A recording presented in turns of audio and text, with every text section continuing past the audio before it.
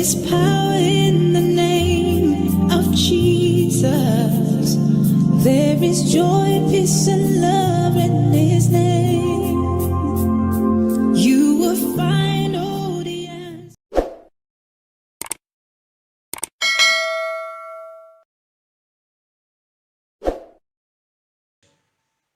He said, give, and it shall be given unto you.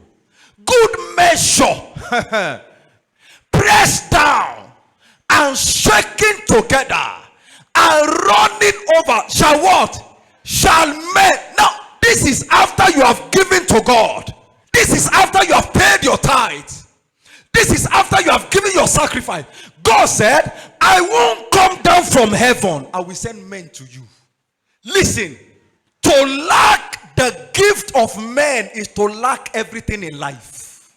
To lack the gift of man is to lack everything in life. You may be intelligent, you may be powerful, but listen to me. If you lack the gift of man, you will be disgraced in the race of life. Man. It's so funny that unbelievers understand this principle very well. Look at politicians. About 50 people will gather together and gather money together and give to the man. Go and obtain the form. Now listen. Some people will do something. In fact, commit an offense and they will go with it because they have men backing them.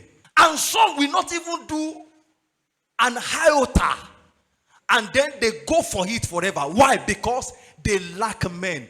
Listen to me. You are only being punished in life because you lack men. It's so important that even Jesus, God personified, came to the earth. And hear me. The first thing he did was to look for quality men. The first thing he did was to look for quality men that will stand with him. What's the secret of David? Very simple. David had quality men. I am praying for you.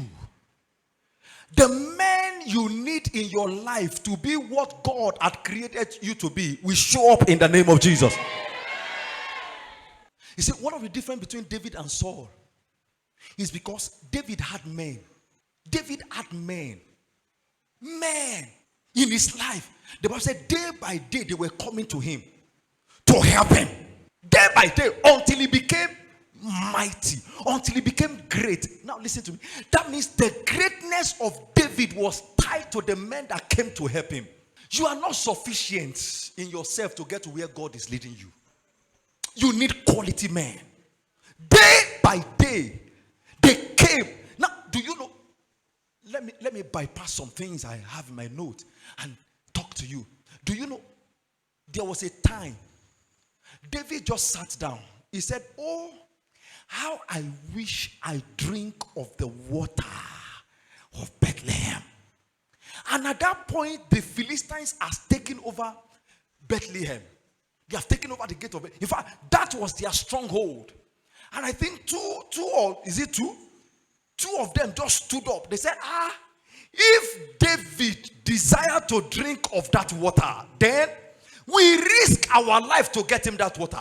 Do you have men who are ready to risk their life for your comfort? They are ready to put their life on the line.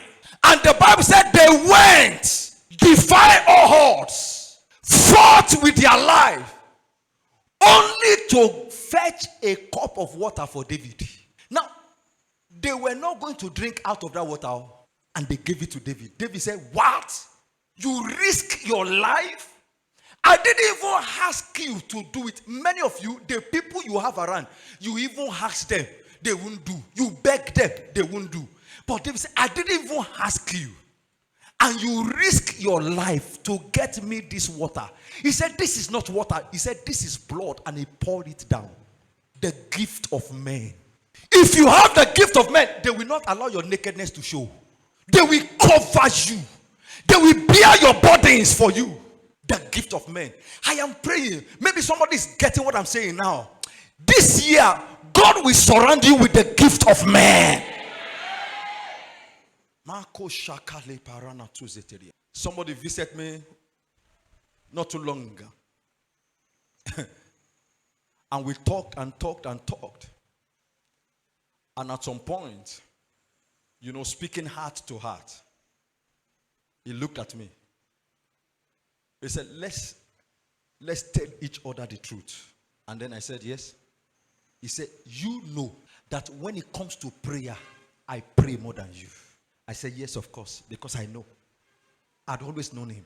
He said, you know that when it comes to spiritual exercise, fasting, and all this, he said, you know that I do it better than you. I said, yes, I do. And then he counted and counted and counted and counted. I really don't know where he was going. And then he said, but we both know that we are not at the same level of results. He said, you are up there. And what I just want to find out is, why is it so? So I said, well, at this juncture, I don't know. And then he said, let's talk further. And we began to talk and we began to talk. We left it at that. And then after a while, some things happened. I wouldn't want to talk about that. And then he said, yes, I know. You have quality men around you. Listen to me. It is not necessarily men of power that succeed. It's not necessarily men of power. Do you have men around you? Do you have men that can carry you? The Bible talks about that man. He said, those 4 friends carried him and said, whatever. Stop boasting in your power. Let God shield you with men. Let God surround you with men.